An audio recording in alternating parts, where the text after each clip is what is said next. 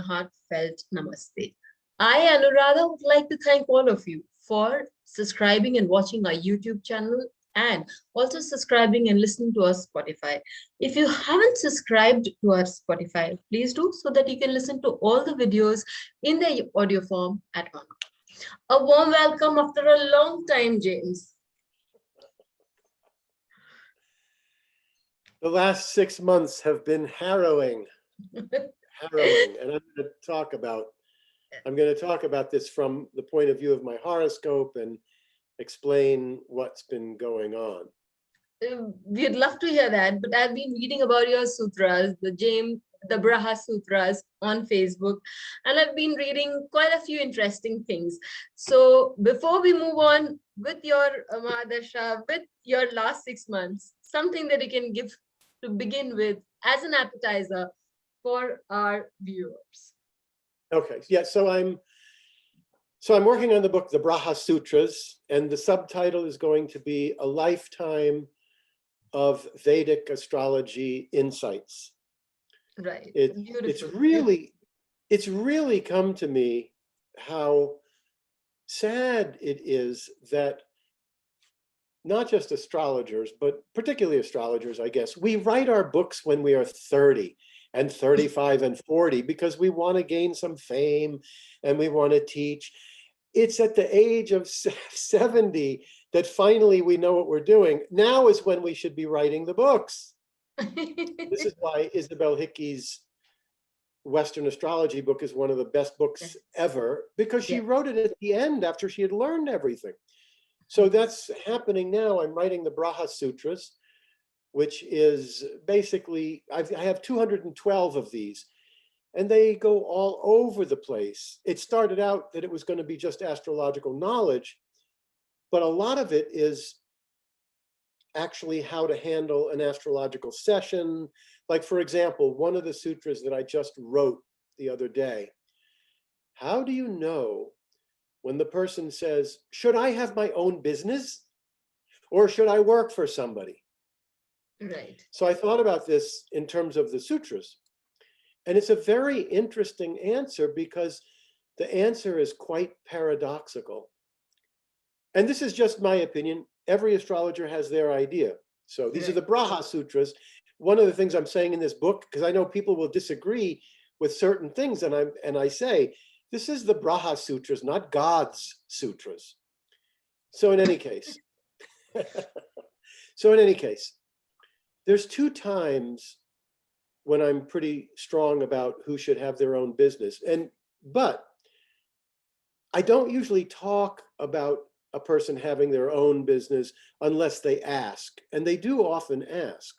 So people who have a horoscope with a very strong career, a very strong 10th house, people that have a very strong ascendant and are leaders and are powerful, those people don't need to hear me tell them that they should have their own business because they're leaders anyway. But sometimes they will ask. And those people, not all of them want their own business. Some people want to be part of a corporation, even though they're powerful, and they want to make their way up to the presidents and the vice presidents and all that.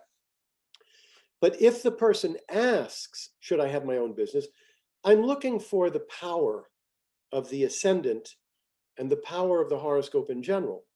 And if it is powerful, I will say you'll do very well as a boss, as a leader.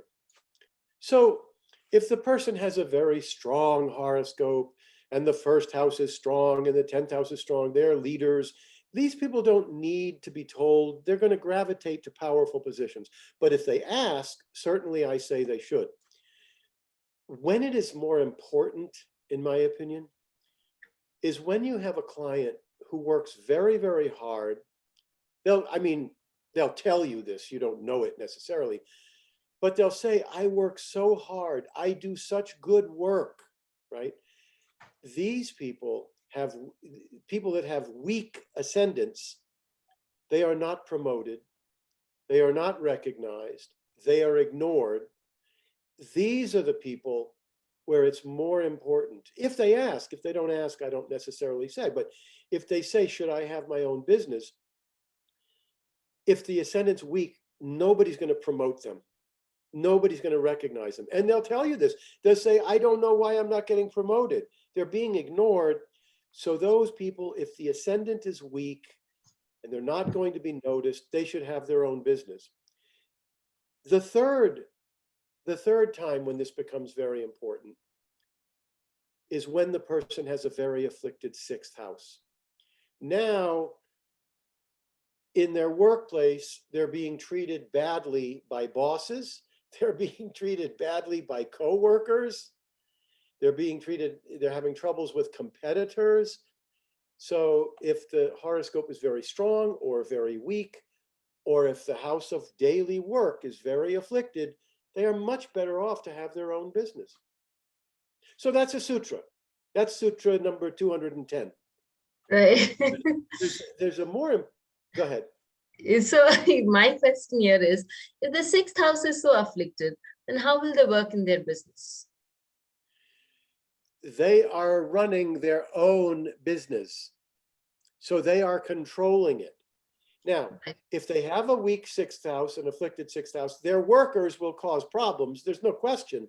Right.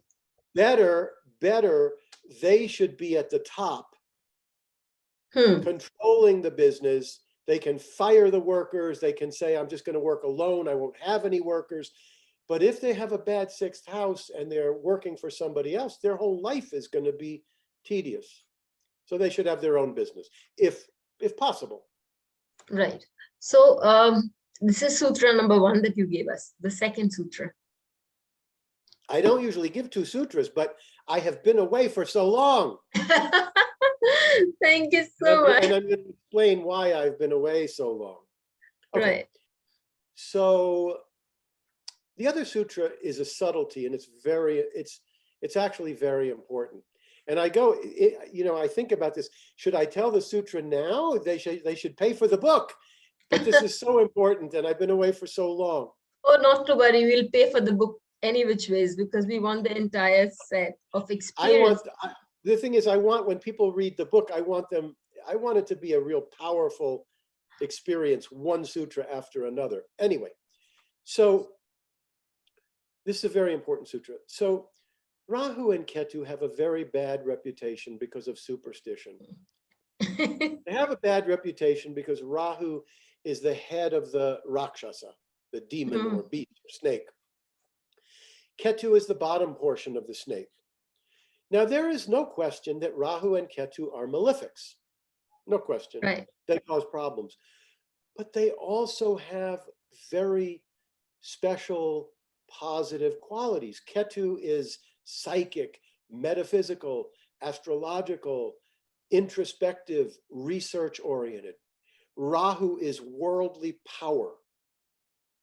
Now, there is a real subtlety that I discovered over the years, and that is Rahu is more sensitive in terms of whether it will be positive or negative than all the other planets. Now, my teachers taught me that Mercury is very sensitive because Mercury will pick up the energy of Mars or the energy of Venus. It's very sensitive. This is a little bit different of a distinction. The distinction is this. Most texts talk about very terrible things from Rahu. And they say it's this and it's that, and it's this and it's that. And they may be. Rahu may cause problems. But on the positive, I mean, if you think of actually what Rahu is most of all, it is cravings and desires for worldly power. So if you think of a snake or a serpent, it wants all the power, it wants everything, it desires. So Rahu will cause problems, but if Rahu is in the 5th house, you get a child who is powerful and worldly. If Rahu is in the 4th house, you get a mother who is powerful and worldly. Now, there's going to be negative effects as well. Rahu in the 4th house, the mother may be smothering, domineering, intense. If Rahu is in the 5th house, the person's mind is constantly thinking, oh, my desires. There are negative influences. But when you analyze Rahu in any house, before you start thinking of all the negatives, remember it represents worldly power. Okay. So if Rahu is in the second house, it can be cravings and desires for money. If it's in the seventh house, it's cravings for relationships. But here's where it becomes very interesting. If you put Rahu in any house and you have it aspected by a benefic, you're going to get worldly power in that house. What could be better?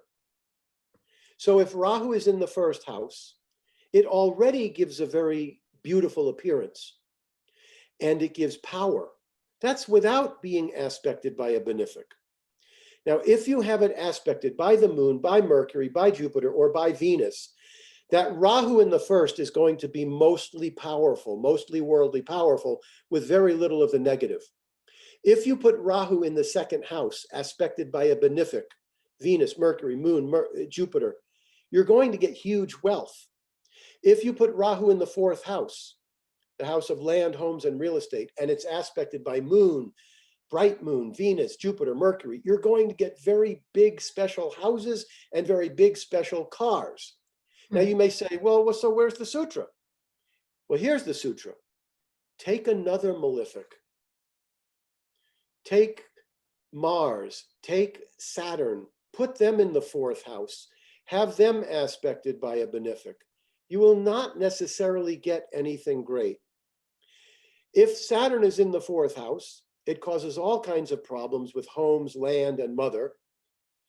When the benefic aspects it, it doesn't suddenly turn around and make the mother and land and homes and real estate wonderful. What it does is it lessens the negativity. If you put Mars in the fourth house, fighting and friction with mother, and then you have it aspected by a benefic, it doesn't make the relationship with the mother wonderful. It simply lessens some of the negative. But you put Rahu in any house, you have it aspected by a benefic, and suddenly it creates tremendously good effects. And this is also the case when Rahu aspects a house.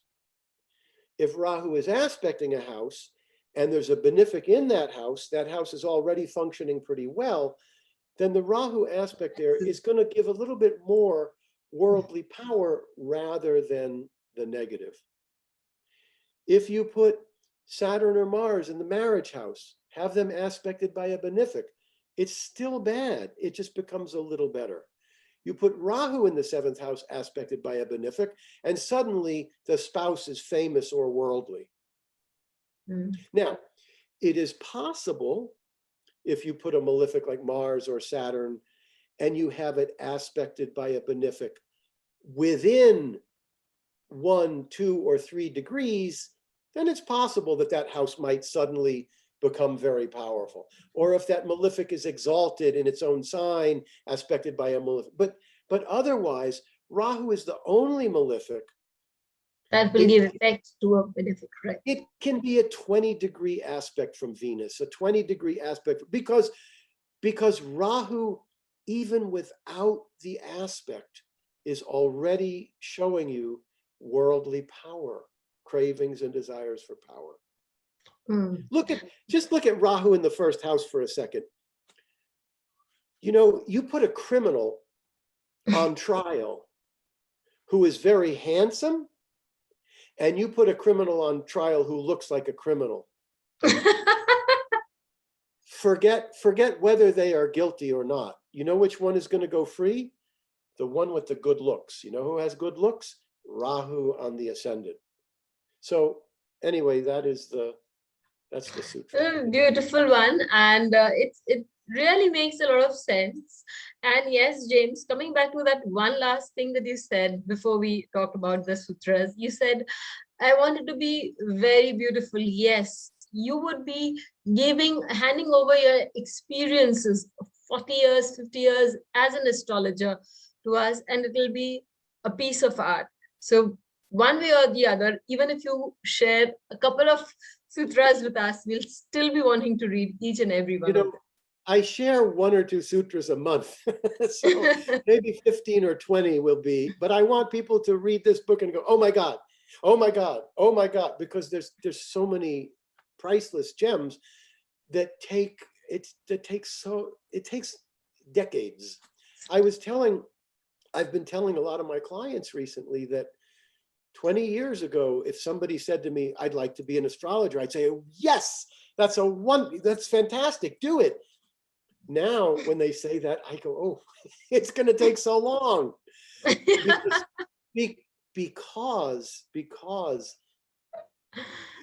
you know what? It's been in the Saturn Dasha. My Saturn Dasha started maybe 7, 8 years ago. So I'd already been doing astrology for maybe 30 years. So part of what's going on right now is the fact that I've had a lot of experience. The other part of it is that I'm in the Saturn Dasha. Saturn in my horoscope is the best planet by far. It's really, I mean, I'll be honest, it's the only planet in my horoscope that, Rahu is strong, but Saturn is the planet that always gives me, always. So when I was an actor in high school, I always played the smaller parts. When I hit the Rahu Bhukti, suddenly I got to play the lead. When I wrote my first book, it was in the Saturn Bhukti. Every time there's a Saturn Bhukti, there's tremendous effects. When I was in India with Padya, I had already learned Jyotish in 1982. I came back and I used it. And then I went the second time in 84 and 83 or 84, I can't remember which. And now I knew the system, and I said to Padya, and I had seen that every time Saturn Bhukti came along, my life would go way up to the top. And so I said, what do you think of the Saturn Dasha? Now my Saturn in my horoscope, first of all, Saturn's the Raja Yoga Karaka. It rules the ninth and the 10th houses. Yes. Secondly, it's in the 5th house, which is Purva Punya or past life credit. Most importantly, it is aspected by Jupiter to the exact degree. So the Saturn is 14 degrees Virgo and Jupiter is 14 degrees Pisces. So Jupiter aspects that Saturn to the exact degree. It's in the house of past life credit. It's fantastic. So I said, what do you think? Saturn rules the 9th house and the 10th house. I've always been on a spiritual path. Saturn's ruling the 9th house. I've always gotten higher knowledge when I've wanted it because of that Saturn. But I was always more concerned with fame and recognition, and Saturn rules the 10th house. So I said, so when I'm 60 years old or 63, what do you think? Now I was 32 at the time or 34. I said, what do you think when I'm old as dirt?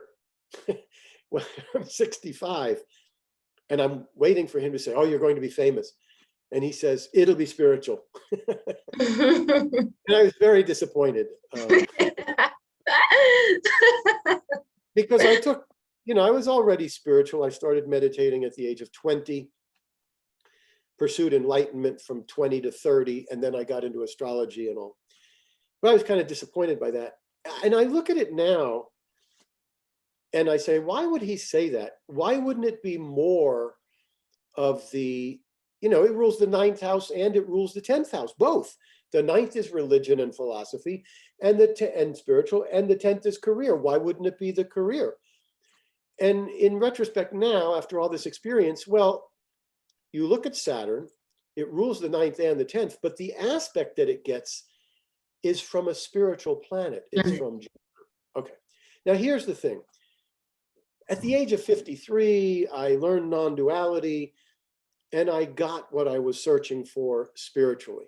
I haven't read a spiritual book since 2004, because when I was with Sailor Bob and I got non-duality, the sense of separation, that void or sense of separation that keeps you suffering, it finally ended. The deep psychological suffering ended. This was in 2004. So I have no interest in the religious, philosophical. when people would, I wrote a book, Living Reality, all about non-duality, and I get emails and they say, oh, read this paragraph, read this book. I can't do it. I read it and I say, yeah, this is, I already know this. It's the same as non-duality and that's it. So I now find myself living on Mount Soma, which has a Hindu temple. I am living now about 600 feet from that temple. In fact, right now, if I walk 15 feet to the other side of my bedroom, I can look out and see that Shiva temple. Every morning, my wife and I hear the priest chanting. Every day at 6 o'clock to 6:30, we hear him chanting. On Saturdays and Sundays, we hear him chanting for 3 or 4 hours. And there's about 30, 40, 50 Indian families who come to the mountain every Saturday and every Sunday to hear the chanting, to go to the temple, then to have lunch. So how did this happen? So we moved from Florida to Mount Soma. If you think that I had some intention to move to a mountain 4,000 feet in the air and buy a house, you are mistaken. I did not expect to do this.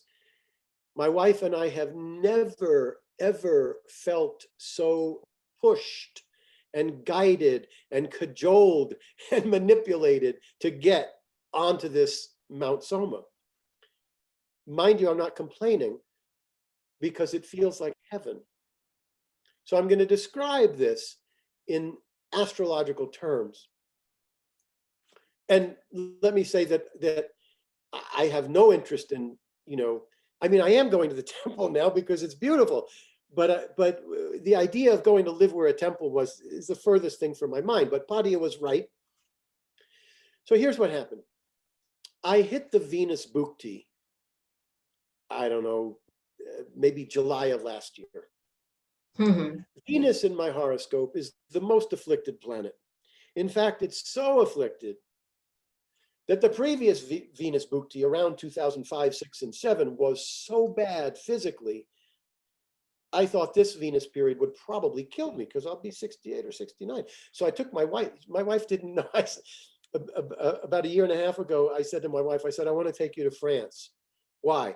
Because if I die in the Venus Bhukti, I want to take her to France because she's always wanted to go. She said, really? I said, yeah, for your birthday, I'm taking you to France. But the real reason was, I said, I don't know if I'll make it through Venus.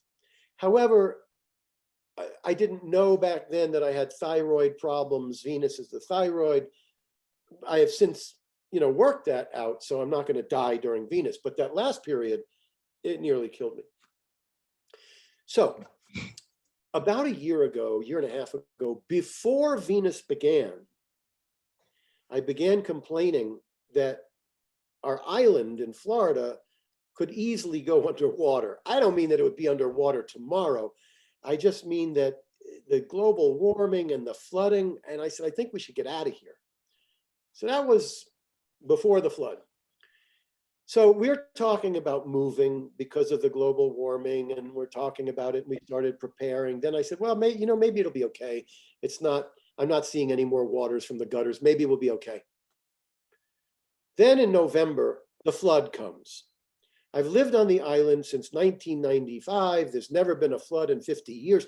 We get flooding all the time, but not in the house.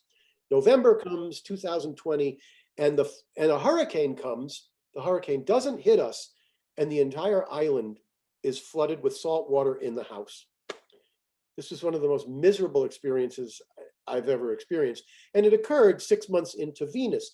Venus in my horoscope is in the 4th house, land, homes, real estate. And it's right next to Ketu.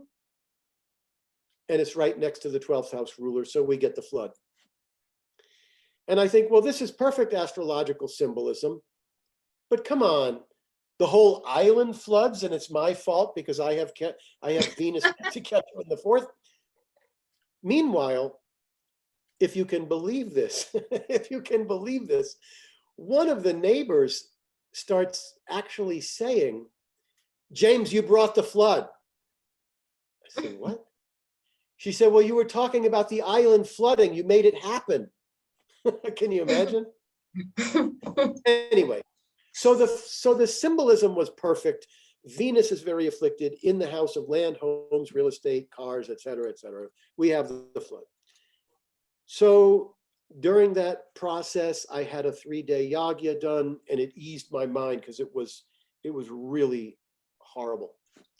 So then we say, that's it, we're moving. So we start to work on the house. It takes us 2 months to fix the house, and we're packing, and we finally put the home on the market. Now remember, I'm in Venus Bhukti, and it rules the 4th house, and it's in bad shape. So everybody puts their house up. They put it for the highest price they can possibly put it, and they sell it in 2 or 3 days. We put our house up for the highest price we can possibly imagine, and 40 couples come to see this house in a period of 3 weeks, and nobody wants to buy it because I did several rooms without permits. Why I did that is it's a long story, but I did them without permits. The rooms are fine, but people say, well, I don't want to buy a house where they're not permitted. So after about 3 weeks, I said, you know what? I'm getting another yagya for Venus, a 3-day yagya for Venus. Within the 3 days of the yagya, within the 3 days, not after the yagya, not before, but within the 3 days, one of my neighbors, who's a real estate agent, is walking by the front door. I happen to be outside. James, come here, come here. I have some information for you. She says, you know, there's a way to get those rooms permitted without having to go to the zoning board. Now, if you go to the zoning board and you say, hey, I want to permit these rooms that I built without permits, they're going to look at you like, you son of a gun, and they're going to make it really hard on you. So, I mean, I was dreading this. So she tells me what you do is you get a something engineer. What? A structural engineer. You get a structural engineer. He doesn't care that you built it without permits. He comes in, looks at it, says, fix this and this, and then he signs off on it, and you bring the signature, and they have no choice. They have to do it. So that's in the first day after the yagya, first or second day. Then, within the 3 days of the yagya, now it's on my mind, I can do this, but it's not going to be easy because I'm going to have to take the home off the market, spend a month or two fixing it, and it's going to be a process, but at least I can do it, okay? So on this particular day, I think it's the second or third day of the yagya, I wake up and I say, you know, this is crazy. We are so attached. The real estate agent's going nuts. She has shown the house to 40 people. My wife is going nuts. We want to sell the house and get out. Can't do it. And suddenly I wake up and I say, you know what? All this attachment is making us crazy. So I call my wife and I call the real estate agent. I said, let go. If it doesn't sell, it doesn't sell. It's not meant to sell. It's not meant to sell. Just let it go. We all breathed a sigh of relief. Then we had 2 couples coming in that day. It was only two couples coming to look. So I said, let's just go across the street. Let's go across the street. And we'll watch them come and see the house, and then we'll get back in the house. As we're doing this, my wife sees the neighbor who's talking to a guy about lifting up the house. I said, well, we could lift up our house too. That's another idea on how to sell the house, coming from the yagya. But it turns out that by the end of the day, the couple bought the house. Even with all the non-permits, they brought the house. So that's a lesson about the yagyas, okay? How well the yagyas worked. Good. As soon as we let go of the desire, they found the house, they liked it, etc. Okay, so now we have sold the house. So now we decided we were going to go live in Asheville. We don't know anything about Asheville, but it's in the mountains and everybody says it's beautiful. So let's go to Asheville. So we decided we would sell the house first and then find a place to rent. So we have all our belongings, because now the house is going to sell in 4 weeks. So we have all our belongings packed in a trailer, and we drive up to the Asheville area.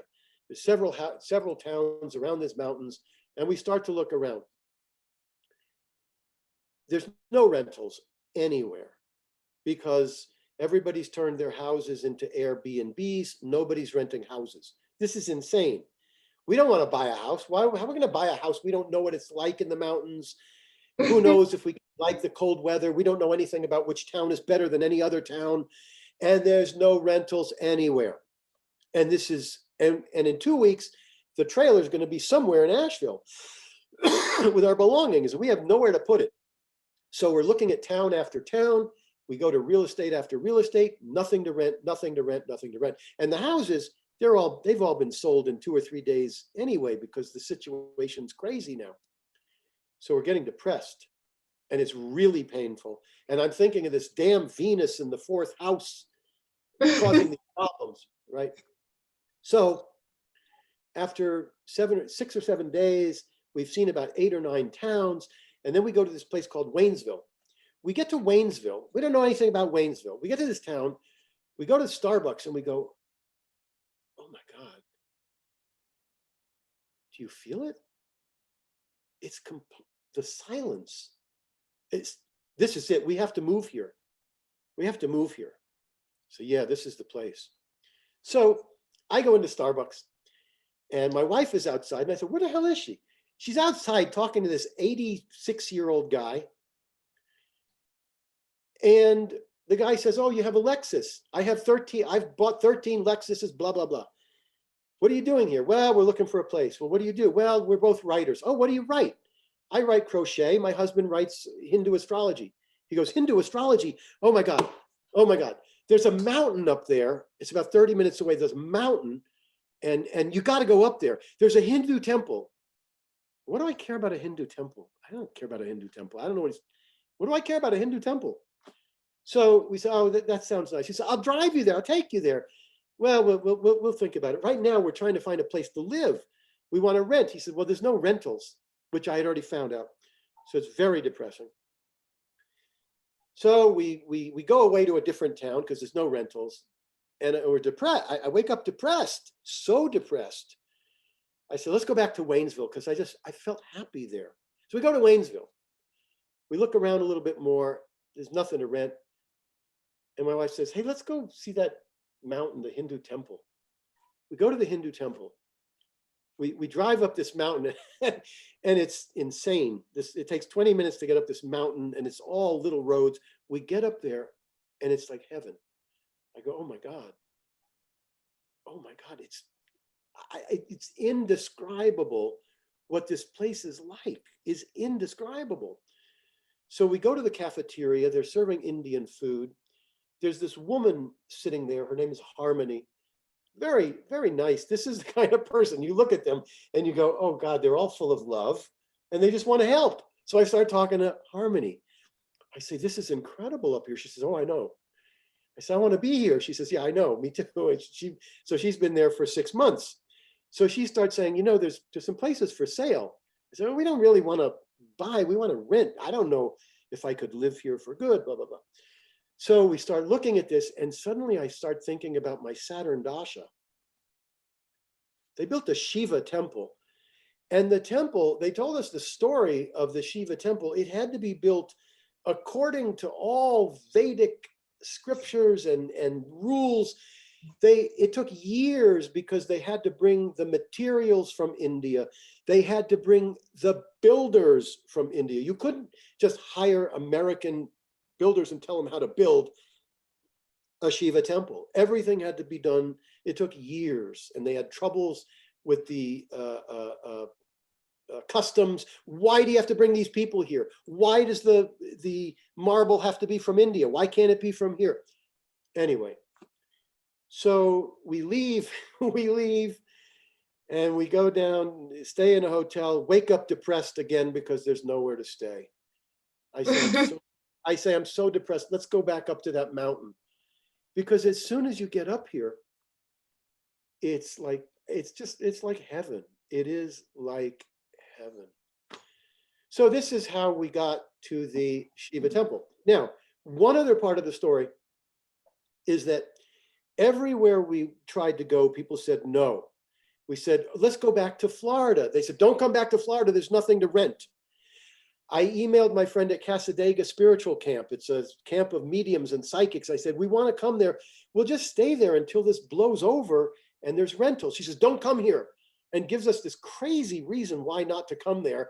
There's too many people coming here. Don't come here. Everywhere we went, it was no, no, no. And up here on the mountain, we talked to the man who was in charge of it, the guru here.